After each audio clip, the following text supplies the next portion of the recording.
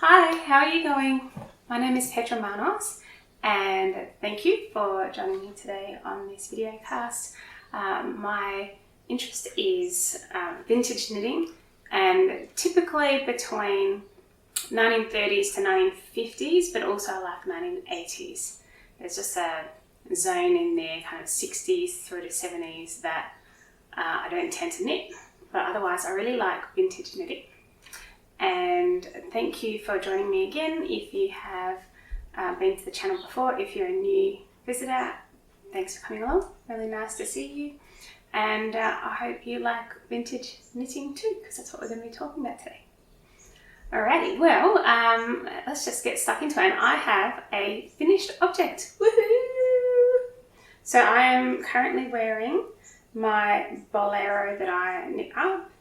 And this particular, I'm kind of calling it Crazy Yarn Bolero because the yarn was definitely a bit crazy, not exactly vintage looking, although the pattern itself was vintage.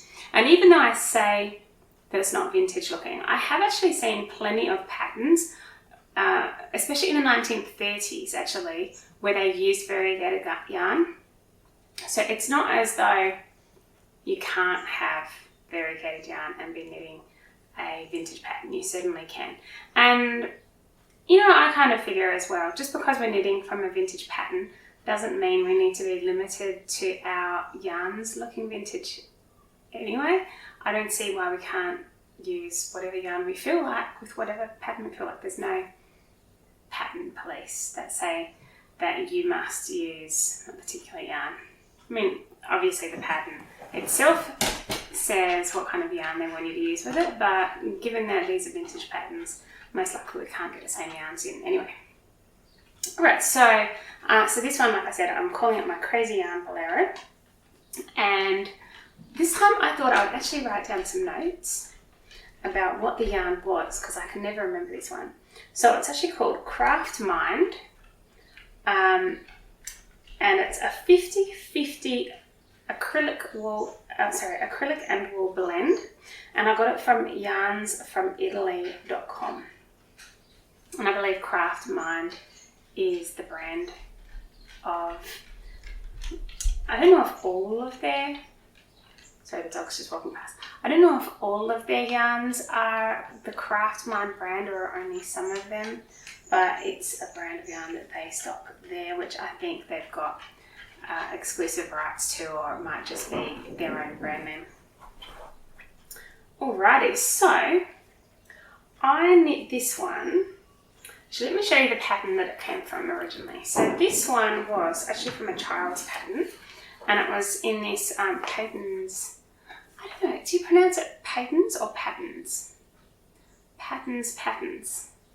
That's, I'm thinking it's Patons actually. So I got it from Patons number 292, which is actually kids knits, because I didn't really want to be doing the maths. I just wanted an easy project that I could cast on, and I did a gauge swatch, and I found out that I needed to find a pattern that would have about 100 stitches on it to fit me.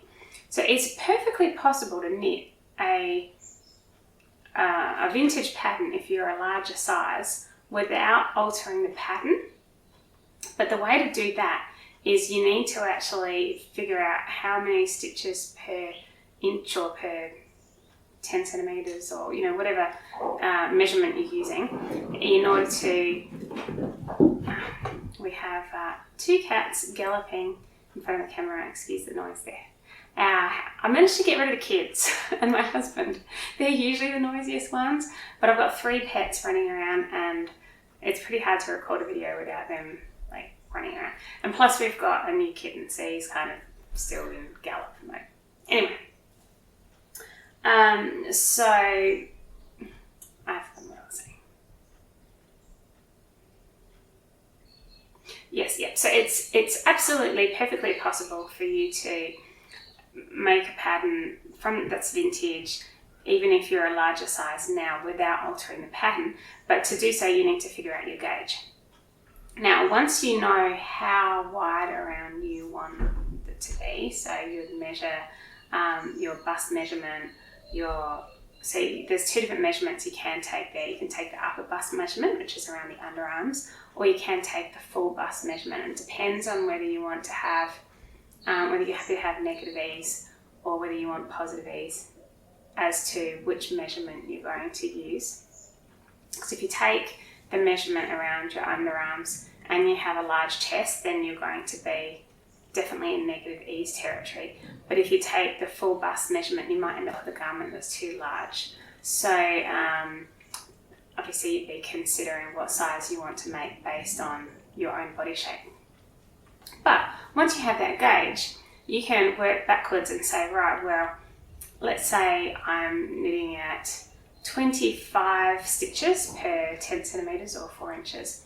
Then for the width that I want around my body, how many starting stitches do I need? Or it doesn't have to be starting stitches, how many stitches will I end up when I get to the chest area? And you can work backwards. And so sometimes if you upgrade to a thicker wool, such as a DK or worsted or Aran, or if you're holding like a mohair and a yarn together, you end up with a different gauge. Then you can actually go back into a vintage knitting pattern and find a pattern that has about the right number of stitches you want, rather than getting the pattern first and then trying to make gauge and then having to readjust the stitch count. Alright, so let me show you the pattern that I knit. So it's called Miroli. There it is. And it's a little bit utilitarian, but I just wanted something quite simple. And then I decided that I would crop it, so it's a little bit cropped compared to the original design. And I decided I was going to put a bow on it as well. So that was my idea to do, because the original one is cute, but just a little bit plain, I guess. I just wanted to add something extra. Alright, so in terms of how I made this one, actually, I showed you my knitting belt before, but I didn't really say anything much about it. And I decided that I wanted to knit an entire garment on a knitting belt. So this is what the knitting belt looks like. It's essentially it's a leather belt with holes in it, and it's got leather on the other side as well, but it's more of a soft leather on the back and a hard leather on the front. Being stitched together and then filled with horsehair. And then it has all of these different holes all over the belt. And you use it with double pointed needles, like long double pointed needles. You stick the double pointed needle in there and wear it somewhere around your body. And what this does is it fixes, so you only put one needle in there. What it does is it fixes your right hand needle. So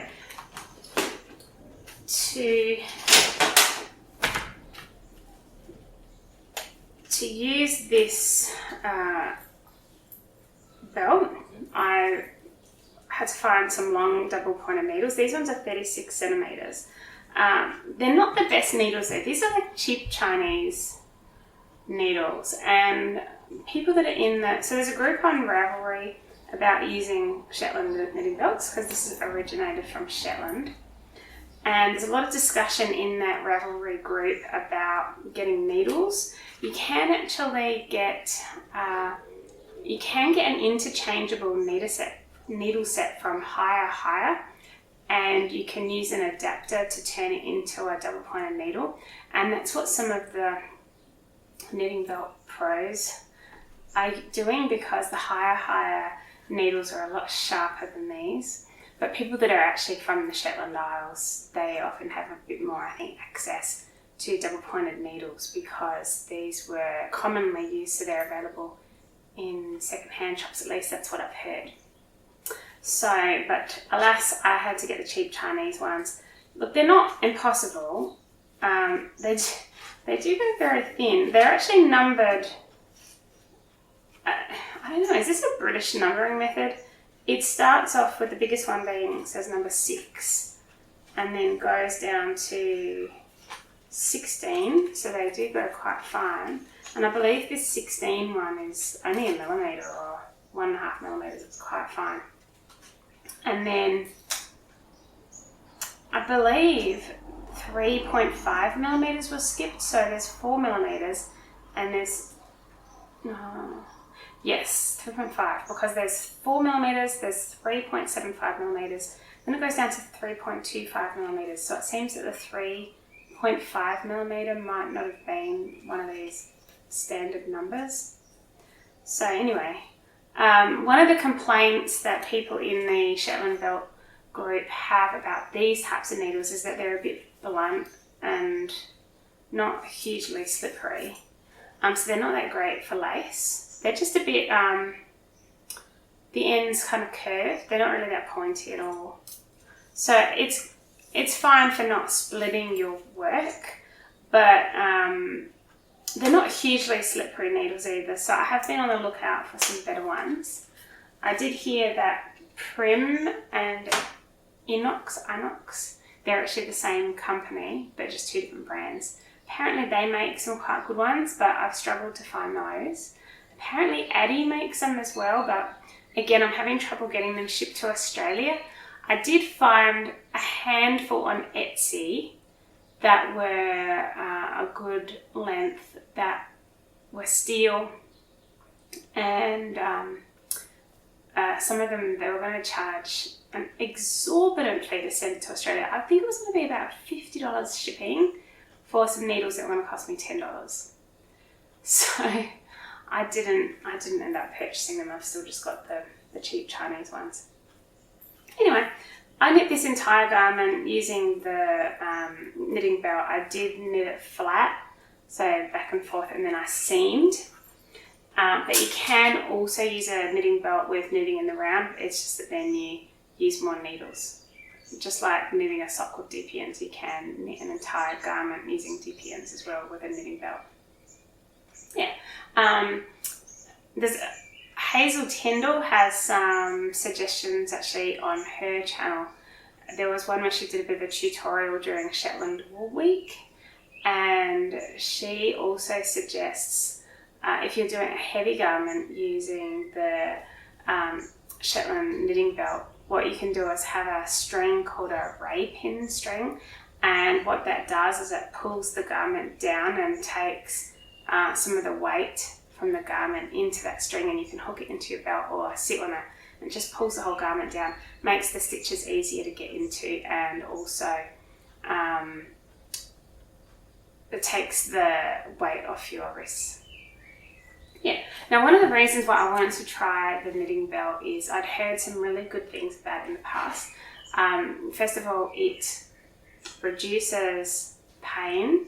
Not that I actually don't really have much pain in my hands when I knit, but some people do. And it reduces pain because the right hand side you don't even have to hold. You can just knit without really doing anything much with your right hand other than moving stitches down. Also, because it's more efficient, because the right hand needle's not moving, you can reduce the number of movements that are needed, and therefore you can, in theory, pick up speed. That said, for me, I'm so used to knitting with circulars, and what I've noticed is, I think I might have mentioned this last time actually, but when I'm knitting, just I don't know if I can show you, if I'm knitting with circulars, I actually tend to pivot. I'm sure I talked about this last time. I tend to pivot the right needle and keep my left straight. And so for me, changing over to using the knitting belt really slowed me down. I'm sure that I would learn the technique. Like if I kept doing it, then I would learn the technique, but swapping between circulars and knitting belt is a bit hard, because for me then I have to change my technique quite a bit between the two methods. Also, my husband has banned me from using the knitting belt in the car because he does not like the idea of me having a 40 centimetre skewer essentially sticking out of me when we're driving, which I think is fair enough. He's in the emergency services, and he's been present at accidents to try and help clear the scene, and he knows what not to do in the car. So he doesn't have any problem with me using circular needles in the car, but he's put a ban on me using the knitting belt in the car. Alright, well, however, that said, I decided to add a black border to this, and I did not do that with a circular needle. The pattern does actually have you leave these stitches here on a stitch holder and then knit an edging, but it was supposed to be in the same colour as the original yarn. But I decided instead that I wanted to, I don't know, just make it look slightly more like Chanel or something.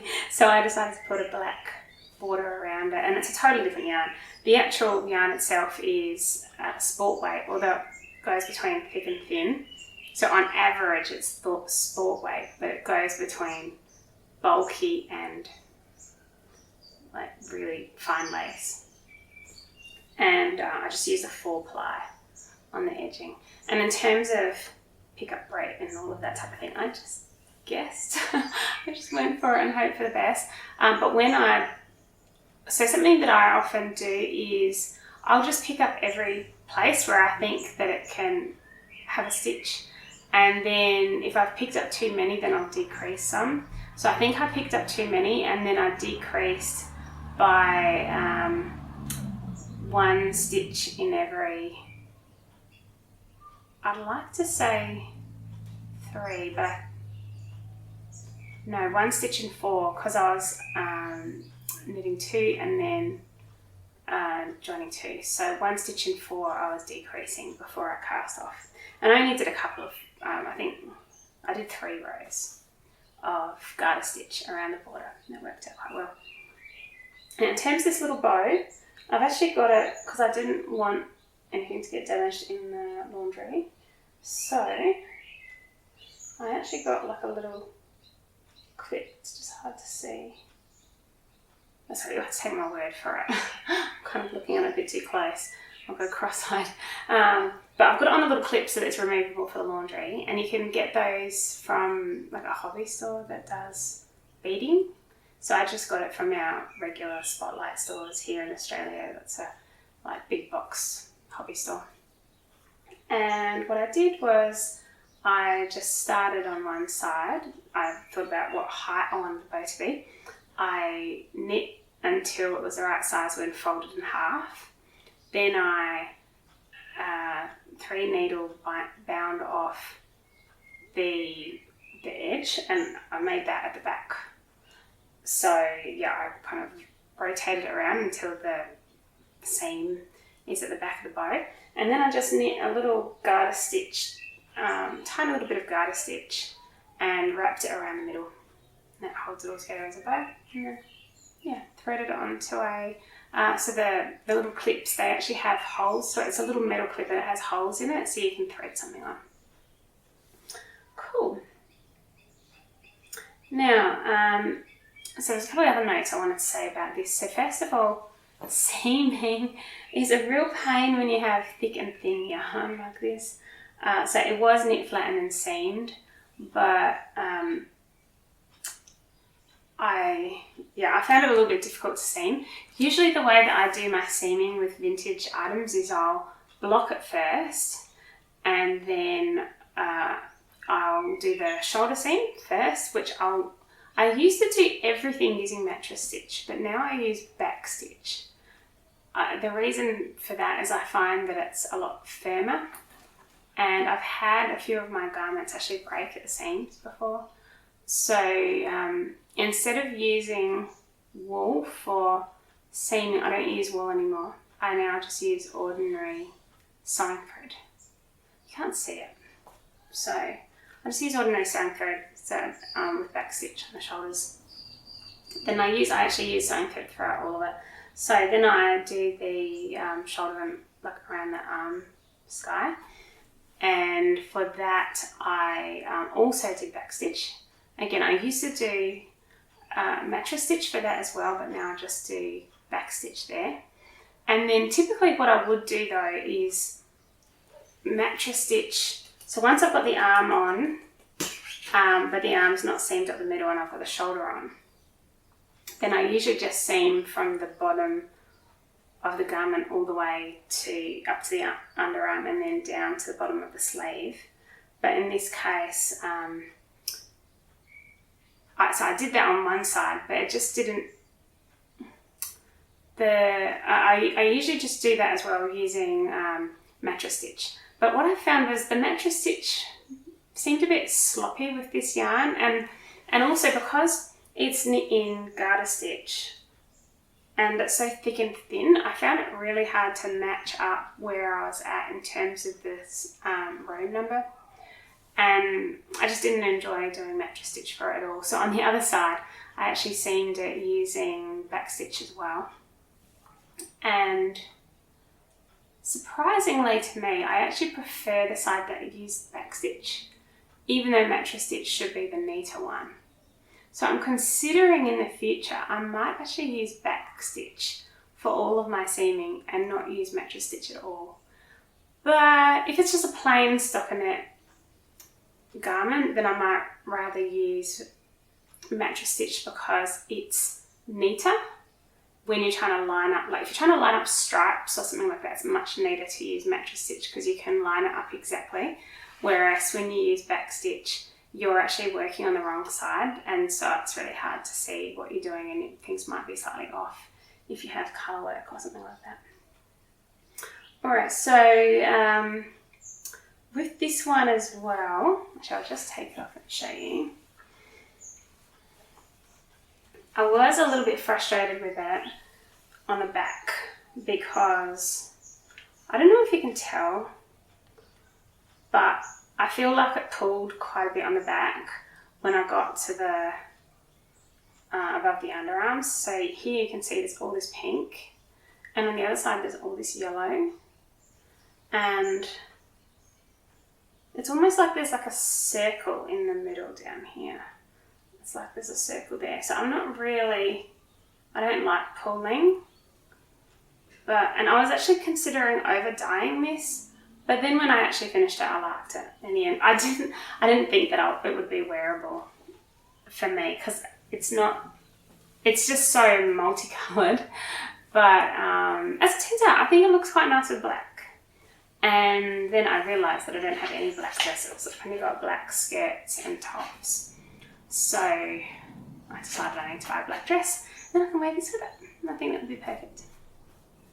In terms of the sleeve length, I did mention actually in the last podcast that I was going to make it shorter sleeves, and what I did was I knit the first pattern size for the body, and then for the sleeves I went up to the second pattern size, and I was thinking it would start just below my elbow. When I went to put it on the first time though, it was really tight and I was like, oh no, I've done something wrong, I hadn't calculated right, or I should have added more stitches. And I think this is where you can go a little bit wrong with kids patterns because, I don't know, kids don't seem to have really big arms, and it was designed for kids, so it might be that when we think about proportions, adults might have large arms. Anyway, I blocked it again for a second time, and then when I wore it, it actually fits really well. So it must have just been a blocking issue, I don't know. But now I feel like it fits me fine. It doesn't feel too restrictive under the armpit. Just feels like it's a good fit. So yeah, pleased with it. Alright, well that's a lot of talking about this finished object. Hope you've been able to bear with that. Alrighty. I use the 3.75mm needle as well, by the way. And in terms of alterations, I didn't really alter much. I just made it slightly more cropped.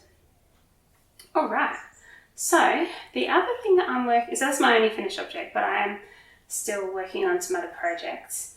And I'm actually really pleased that I have a finished object. I have been so busy at work, just so busy. I run a marketing agency that does Google Ads, and as I record this, it's the first week of, well, the second week actually of November, and we have Black Friday at the end of November, and we specialise in Google Ads for e-commerce businesses. So we have lots and lots and lots and lots and lots of clients all doing their Christmas sales all at the same time. And also we've been growing recently. We actually ended up increasing our total client base by 50% in 2 months. Just everyone came out of the woodwork before Christmas this year. Everyone needed to start advertising. And so I brought on 4 new staff members right when we were going into our busy period. And so of course I had to train them all, and I mean that's still ongoing. But it's been absolutely mad. I've been training everyone else kind of 9 to 6. I haven't been having any lunch breaks. Like literally, I've been eating lunch after I finish work. Spending time with the kids until the kids go to bed at 8:30.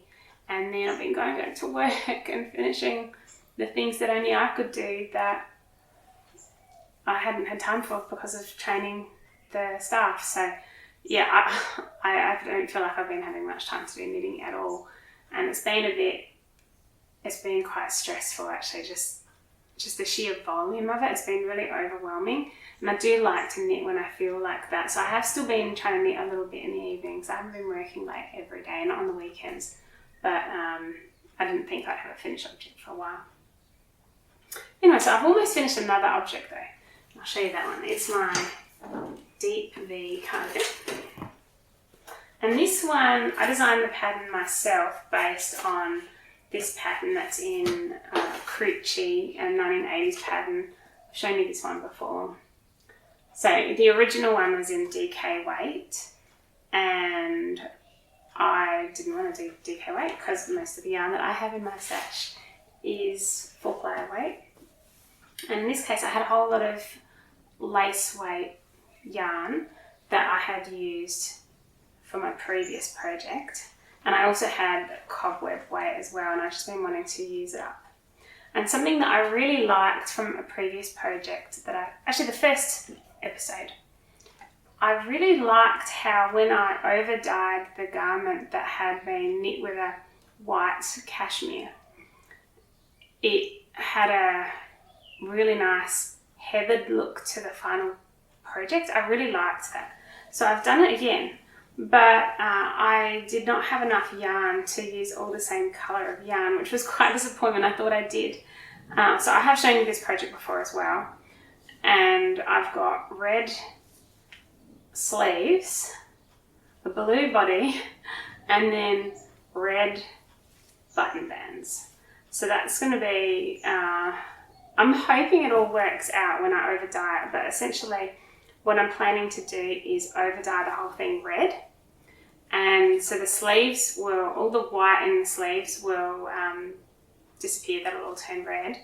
And the main part of it should turn kind of purpley red, because all the, you can see where it's all gnarled, I think. Where all the white patches are, it's from that cobweb weight. That will all go red, and then the blue will turn purple when I over dye it red.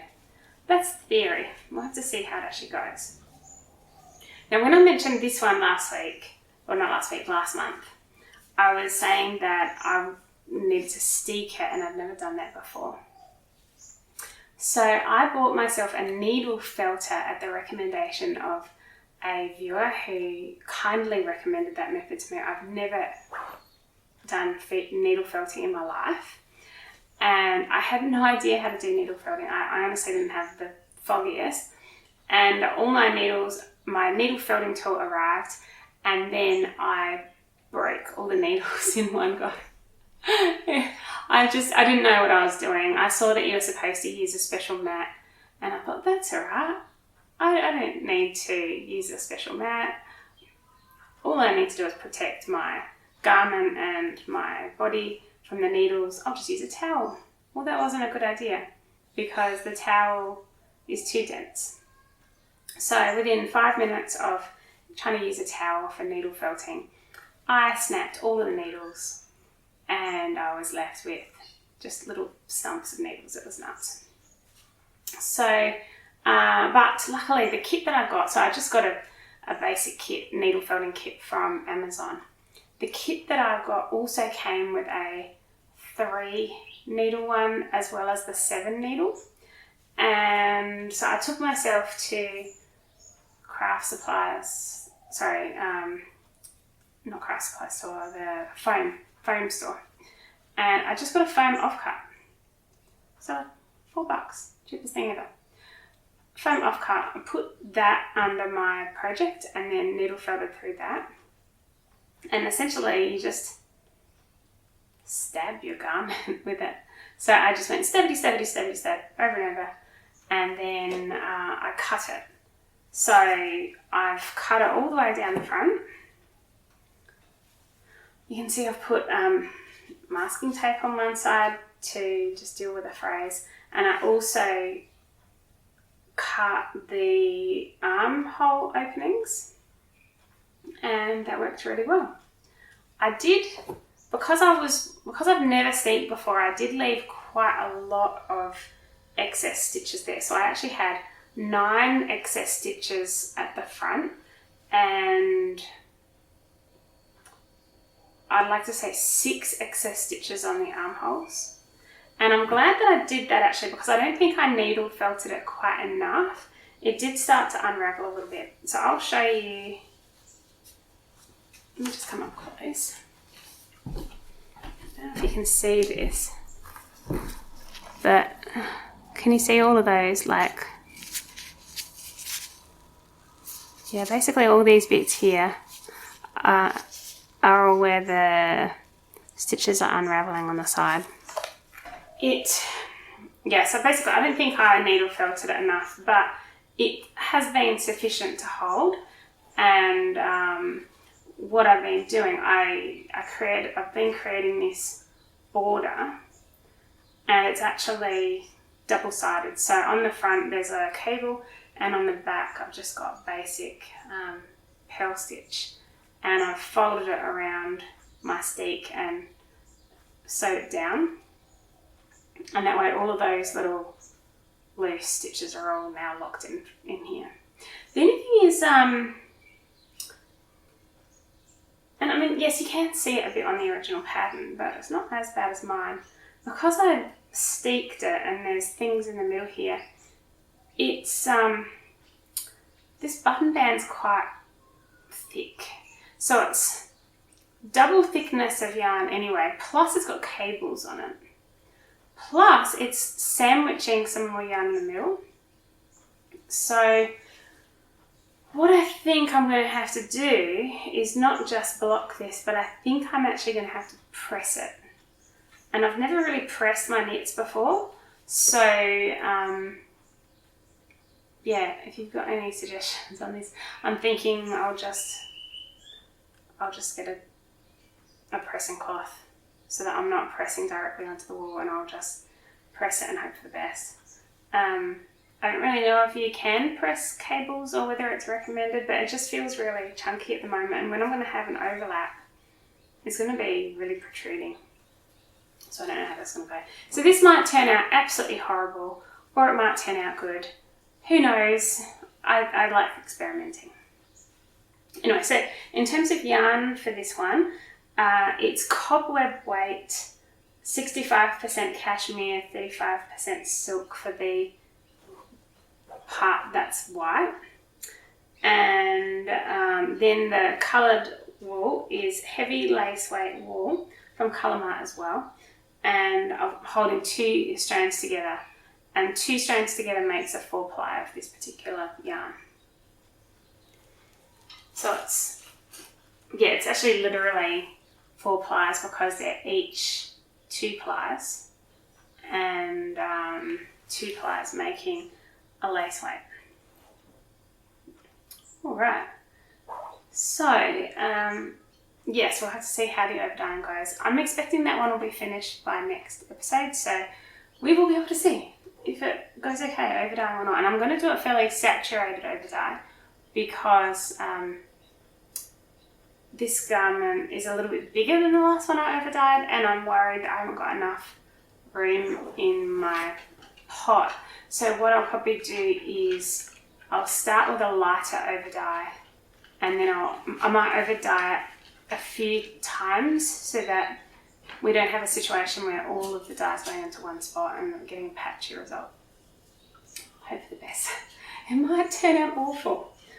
Alright, so so where this pattern came from, this is Crucci number 21, New Zealand brand. But you can't get my exact pattern because I rearranged everything based on 4-ply weight. Alright, and I used 2.75mm needles for the ribbing and 3.25 for the main part of the body. Okay, now I mentioned that I was really busy at work, and I have been planning a whole lot of new projects, but I have been literally at the computer. Some days I've been starting at 7 o'clock in the morning. In fact, sometimes I've been having insomnia and just starting at 5:30 in the morning and finishing really late. And the last thing I feel like doing is going on the computer and planning out patterns. One thing about vintage knitting is you need to be prepared to actually plan ahead, because in all reality you're not going to get exactly the same gauge, and even if you did get exactly the same gauge, following the original pattern at the same gauge as in the pattern isn't necessarily desirable, because a lot of the patterns are designed for a 32 to 34 inch bust. Now I've got a 35 inch bust, so I can actually get away with knitting the 34 inch bust and just using 4-ply instead of 3-ply yarn. That usually is fine, but I do find though that the height is not always right. I'm not hugely tall, I'm 5'7.5", but still I would say that a lot of the women that the patterns were designed for were smaller than me. They were probably, 5'2" or 5'3", something like that, because I do find that I get a bit of midriff showing if I was to knit exactly the pattern. And I'm in my 40s, I don't want to have midriff. My daughter loves it. She absolutely loves wearing like these little bralette kind of tops everywhere, but no, not me. I'd rather be a bit more modest. So because of that, I needed a mindless project that could just go around and around and around. I think I've lost it now, have I? Alrighty, I'm back. Now, so I have actually been contributing I've been digitizing some of my patterns that I've got from the 1930s and 40s and uploading them to a group called the Vintage Knitting Pattern Library on Facebook. It's a closed group now. I believe they're not taking any new members, so luckily I got in just in time because I only joined it a couple of months ago. And other members are uploading patterns as well, and I found this fantastic pattern for a striped top. I don't have the physical pattern, so I'll have to include a picture of it. But I didn't need to make any real calculations for this. I just decided I was going to cast it on. So I cast on last night. I just needed something. I'm not really one for using a fidget spinner or any of these things that kids use because I've got knitting. And if I'm feeling stressed out, then knitting can be really helpful. So anyway, I cast this on last night and I thought this is going to be an addictive knit because you do, I started with a provisional cast on and then you do 8 rows. Sorry, I've got cats making noise again. You do 8 rows of knitting and then in one colour, and then you do 1 row of stripe and then 8 rows of another colour and then 1 row of stripe. And that suits me perfectly because this yarn that I'm using is Rowan Superfine Merino, which I got about 10 years ago. Yeah, it's about 10 years old. And what had happened at the time was we had a moth infestation in our house and they found this bag of Rowan yarn, and some of the balls are a lot worse than others, but essentially I've had to split them all into small balls. The other thing as well was originally I was planning to knit a pattern from Patricia Roberts, like a 1980s pattern, but sorry, these cats. on, kitties. They're all scratching. Alright, you guys finished?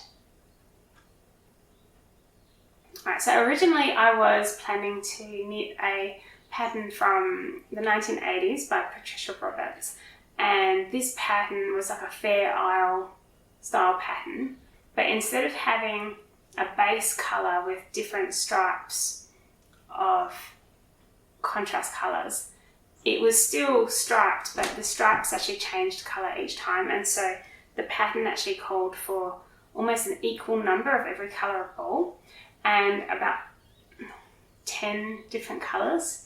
It was quite an intricate pattern, but I didn't continue it because I had this crazy idea at the time of knitting 2 sleeves together and then steeking them. And also my gauge was completely wrong. And then also I found out that you can't really easily do a steek with superwash yarn, and this is superwash merino.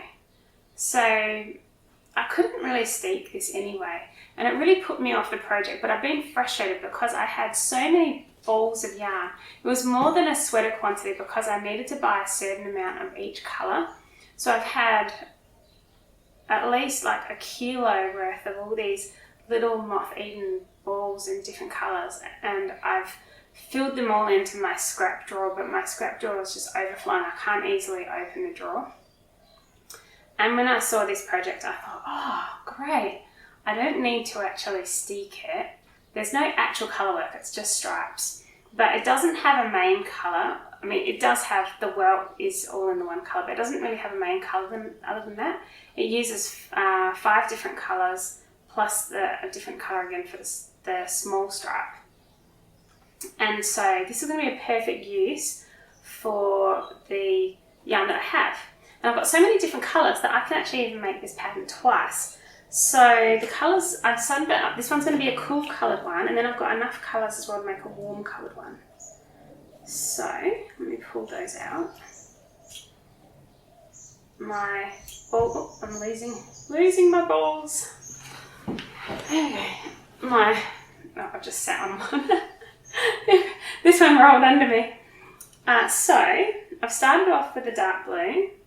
And I mean, this yarn's discontinued as well, but they did have some really nice colours. They're kind of like a little bit muted rather than just being really intensely bright. So that's the blue, dark blue.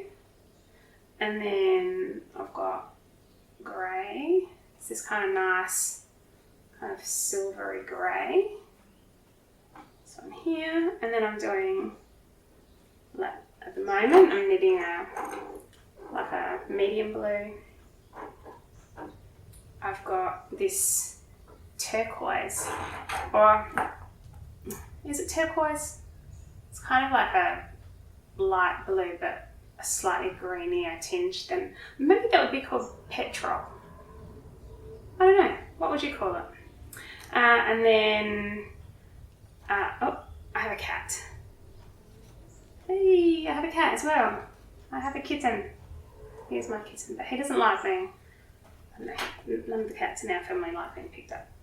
So, and then I've got this like cream colour, and the stripes I'm just doing in black, and I've just got all these like little balls.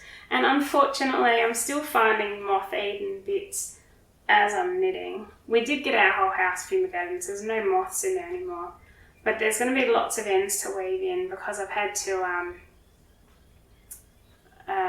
break the yarn in places when I got to a moth-eaten spot. Yeah, I had actually thought that these balls, like I literally took out every one of these balls, and then the cat was so happy because I just ran it through my ball winder and I just ran my finger along it, and if I ever felt a snag, I stopped, broke it and turned that into a ball, and then started again with a new ball. But there's still some little spots in there where my fingers didn't pick up on the snag and it's ended up in this ball. But yeah, my cat loved it because I just had over and over and over like little balls bobbing around that she was wanting to catch. So yes, I've already done 2 of the main stripes and 2 of the 1 row stripes. And with this particular pattern, you start off with a smaller number around the waist and then you increase periodically. So I've decided to always increase on my black stripes so that I remember to do it. And that way I don't need stitch markers. And I've also decided to just knit around until I get to the underarms and then I'll separate. Okay.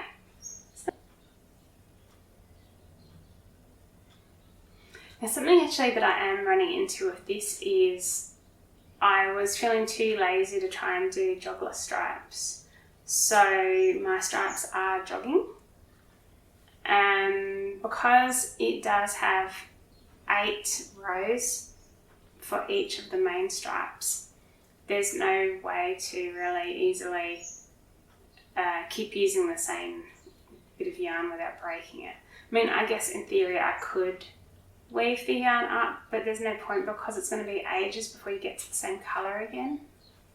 So I'm just breaking the yarn each time, and it means that the jogless stripes are, well, sorry, I'm not doing jogless stripes, but in addition to the stripes being off by 1 row when you go around in the round, there's also little holes all the way up from where I've broken the yarn and started a new colour. And I'm not exactly sure the best way to really neatly tidy this up. So I might end up seaming down one side using mattress stitch. And if I can mattress stitch it so that it just basically means that a couple of stitches that were in the garment are now going to become selvage but on the inside. And if I mattress stitch it neatly enough, I could actually get the stripes to line up with each other so that they actually are jogless, and that would also help with the holes. So I might end up doing that in the end. Okay, I am back. My camera just died, and I was thinking this morning actually that quite often when I'm watching podcasts, partway through or 3/4 of the way through, the person says, my camera just died. I know that I've done that myself plenty of times. So while I was charging it again, I went and bought myself a spare battery. So it is happening. Not that that can stop it from dying, but actually, you know what? I've only ever really used this camera for about, I don't know, 8 times or so. I don't know whether the battery life that I have is as much as should be expected. I've got a Sony E10, so if any of you guys have that camera and you have an idea of how long my battery should last, I would actually appreciate a comment on that, because it seems to me that it's a bit short. But what do I know? I don't know much about cameras. Alright, so I was showing you another work in progress that I had, and it's some socks that I'm making for my daughter. Look, it's come a little bit longer, but I'm still on the first sock. Now this pattern that I'm doing is actually a spiral sock pattern, and it's out of the 1940s. I started doing stripes, and then it was originally going to be a pattern for my son, but they're too small for my son. He's got really big feet, and this really shrunk on itself. So, and it doesn't have a heel flap or gusset or anything like that. The spiral actually acts as a kind of fits around your heel somehow. I don't actually know how it works, to be honest. I guess it's like extra stretchy rib. And it does fit my daughter, but even then it's a little bit tight. So it might be because I use 2.25mm needles, I'm not sure. But then partway through when I was knitting it, I suddenly thought, oh, I wish that I could use this as a pair of fingerless mitts, because I was trying it on myself and I really like that as fingerless. I think that looks great as a fingerless mitt. So now I'm feeling a bit jealous that it's turned into a sock, because yeah, I could see myself wearing them. But even then, I think as a fingerless mitt it would feel a bit tight. So it's still going to end up being a pair of socks for my daughter. And this is the car knitting at the moment because I haven't had anything on the needles that was using a circular needle. I've been using the straight needles, and like I said, my husband has banned me from using straight needles in the car. So yes, this has been my car knitting, and I don't know, I've still got a couple of inches to go on this really before it's going to fit her feet. My intention as well is that when her feet grow, like the good thing about the spiral sock, it doesn't have a heel, so if her feet are growing, then she'll still fit in them. It's just that where her heel sits in the sock will be a different position as her feet grow. And so I want to make sure that I've knit enough that when her feet have grown, it will still fit her as a sock. Which means that in the short term, it's actually going to need to be more of a crew sock. And if I consider a crew sock, then I've probably really only covered where the heel flap would have ended, and I would be knitting that. I basically would have been about an inch or two into the foot by now if I was going to have it as a tall sock. I know she would like to wear it as a shorter sock, but yeah, if I design it as a shorter sock now, it's not going to fit her in the future. So hopefully, she keeps pestering me now. She's like, "Mum, when are you going to finish the socks?" But I don't like knitting socks really.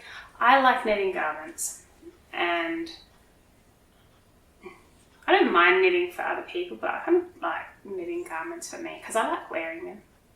And so at least then I know that I'm going to get some enjoyment from it. And I don't like the idea of maybe spending a lot of time making something for someone if they don't really want it, or if they don't know they're going to get it, or if they're just not going to wear it. But I did knit a pair of socks for my stepfather, and he still wears them and he absolutely loves them. They're his favourite pair of socks. So I do know that other people like receiving socks. I don't know, I'm just not really a sock person. I also don't really like how tight they feel when you're knitting them. So I'm using 2.25mm needles. It's just not my favourite. I think I'd like to go up to a 2.5 or a 2.75mm needle, but then they might not wear as well. So, but the socks that I did knit for my stepfather, they actually used a 2.75mm needle. I learned that they should have been tighter after I'd already finished it. And yeah, 10 years later, they're still going fine. So I guess it also depends on the yarn. Alright, so in terms of plans, I did just cast on that stripy jumper. And I do also have a work in progress. I haven't made any changes at all on this one. So I showed you that before, but I haven't made any changes on that. With that one, I'm up to the neckline now, and I need to just make sure that I can design a neckline that I'm happy with. I don't want it to be too short getting up to the shoulders, so I just wanted to plan that ahead. And I haven't been in the planning mood. But the other thing that I have been wanting to plan is I'm kind of in love with this pattern. It's called Dundee, and I just really love it. There's just something about this I just really like. And something with this pattern as well is I feel that it could really be great with scraps of yarn because, sorry, I'll just come back up again.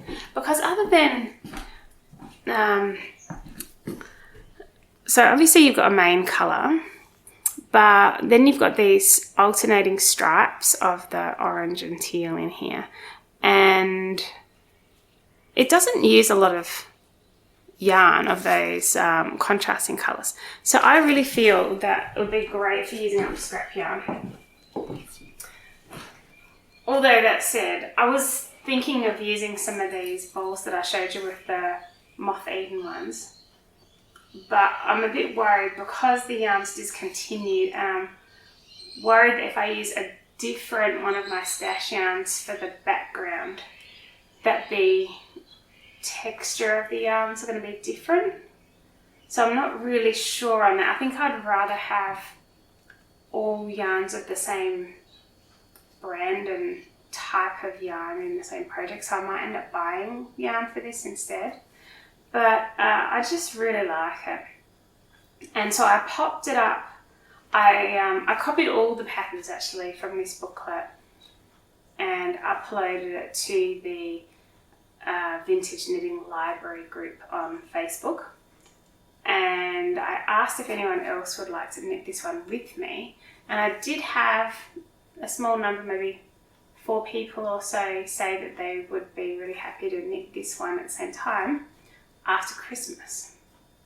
So if that's a pattern that you would like to knit with me after Christmas, let me know, because I've scanned the pattern. This one is from the 40s. It should be out of copyright, given it's a patent's on it. It should be out of copyright. And I'm happy to help you with the pattern if needed. Now, yeah, so in terms of this one, yeah, basically though, what people were saying in this group is they didn't want to commit to knitting it if they were a different size from the pattern. So the pattern, I believe, is a standard 34 inch. I won't look it up. I'm sure it was 34. And not everyone is a 34. And the way that I usually like to plan out a more detailed pattern is I use some software called Invisio Knits, and I'll actually follow the pattern as written and build a chart of the whole garment so that I can see what's happening and when. And then first I'll do it in the size that's as part of the pattern, and then I'll be able to say, all right, well, that's not going to fit me, so where do I need to make the alterations? And I can change it from there.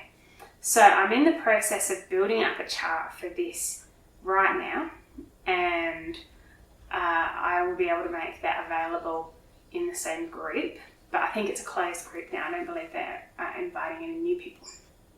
So I'll need to look into a way that I can share that file. Maybe I can put it on my Google Drive, something like that.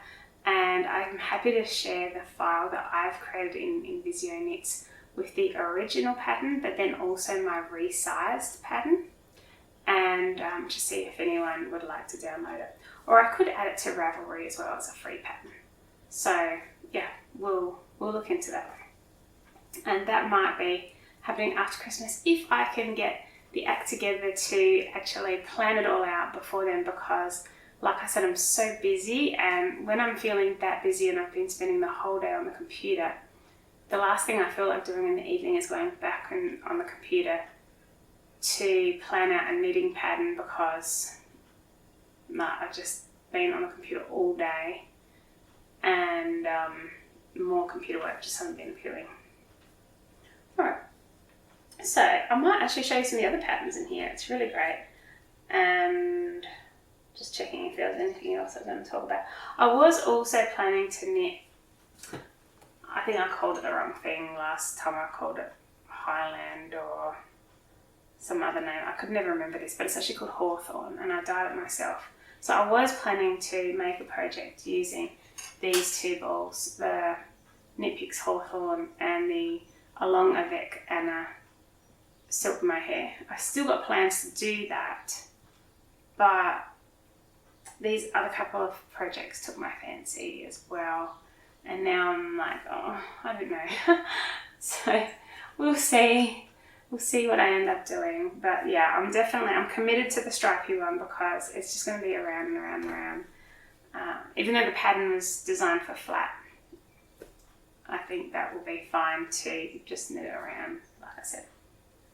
Alright, so yeah, that was pretty much all I wanted to cover. Oh, actually, no, I do have an acquisition though. I purchased myself, it's not yarn, but I purchased myself a knitting light. Let me show you how this works. Because our lighting's not that great, so essentially it goes around your neck, and you can just point it at your knitting while you're knitting.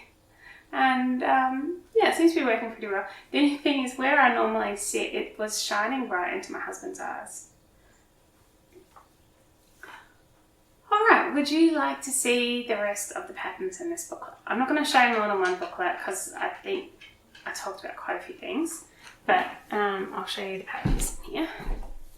So this is the front cover. This one's really lovely as well, but I don't know, I've been a little bit nervous about doing an all over colour work like this, plus I don't have the yarn for it really. I would like to knit in the round if I was doing stranded colour work, but after my steeking experience I realised that I really need to have the right kind of wool. I'd want to have Shetland wool or Norwegian wool or some kind of wool that was going to be sticky to itself, but I love that one. Then there's this one. So pretty. I love all of these. I can definitely see stranded knitting being in my future because I just love them. This one. Sorry, I'm not quite getting it in the camera correctly. That one has different coloured arms, which is a little bit unusual. Cardigan. Maybe I'll stand here. There we go. Actually, with this one, it's got some really strange, like I find these patterns down here a little bit odd. It's almost like Egyptian mythology. I'm not really sure that I'm into that whole Egyptian mythology thing. So I think if I was to make that, I would just make it the all over pattern instead of having those mythological things at the bottom. It's this one. They're just so beautiful. I'd love to make all of these. They're stunning. I don't think I would make that one, but someone who's really into playing cards obviously would love it.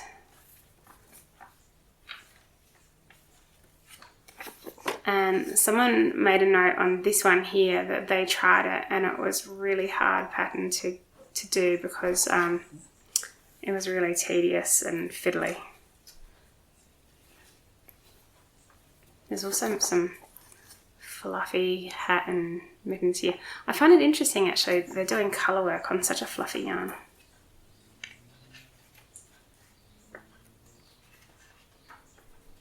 The rest might just be charts. Let me see. Ah, one more page with patterns in it. These two. Yeah, they're gorgeous. I really like those as well. But no, this is the one that I want to do first. That one there. I just see it as being simple. And the other thing is, it's really interesting. The colour work around the body is actually pearl. And in fact, I heard that in another booklet it's called, like you can actually just get the booklet of just that from Patterns. And they call it a different name. Instead of Dundee, they call it Swedish Pharaoh. And it turns out the purling in colourwork is apparently a Swedish technique, so I didn't know that. It's not one that I've really come across before. I've never done purling in colourwork before. Alright. Is there anything else for me to talk about? No, I can't think of anything. So, been really nice to catch up with you all. I've been enjoying watching your podcasts as well, any podcasters out there that might be watching.